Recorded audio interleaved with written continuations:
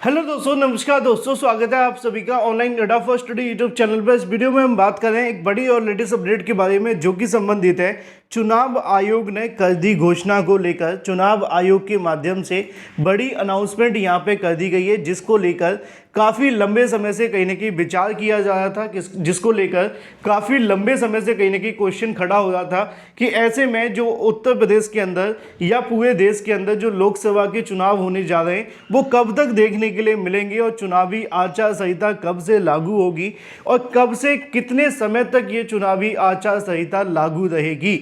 इन तमाम सवालों के जो जवाब है वो मिल चुके हैं।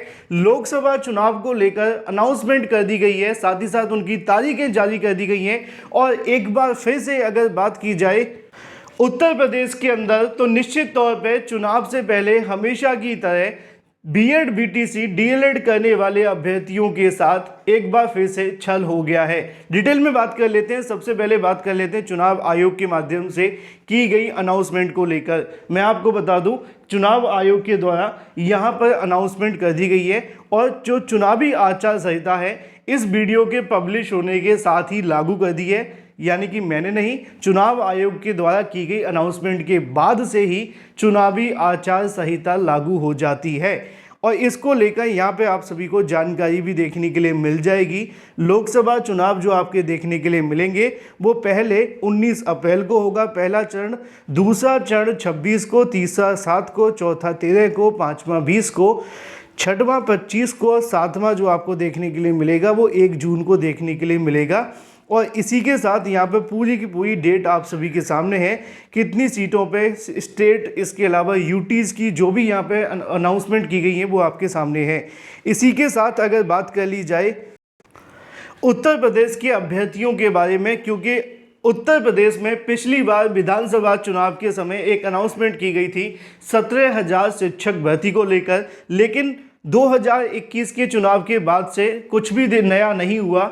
आज 2024 है और ये वीडियो बनाते हुए उतना ही दुख प्रकट होता है उन अभ्यर्थियों के लिए जो नौकरी का इंतजार कर रहे थे।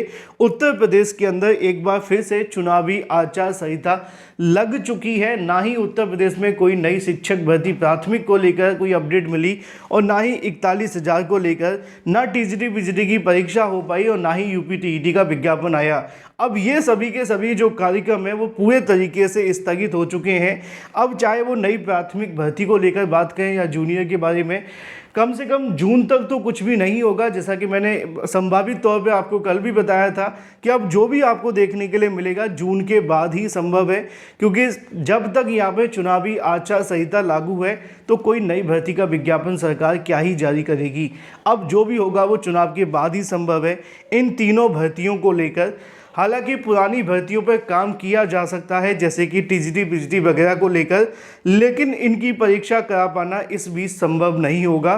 फिलहाल जो बड़ी अपडेट है वो ये है कि चुनाव तारीखें घोषित कर दी गई हैं और इसी के साथ चुनावी आचार संहिता लग चुकी है और नई भर्तियों को लेकर या जो भर्तियां कहीं ना कहीं लटकी हुई थी या जो कंप्लीट होनी थी उनको लेकर थोड़ी सी अब रोक लग चुकी है 4 जून 2024 तक। Thank you for watching this video.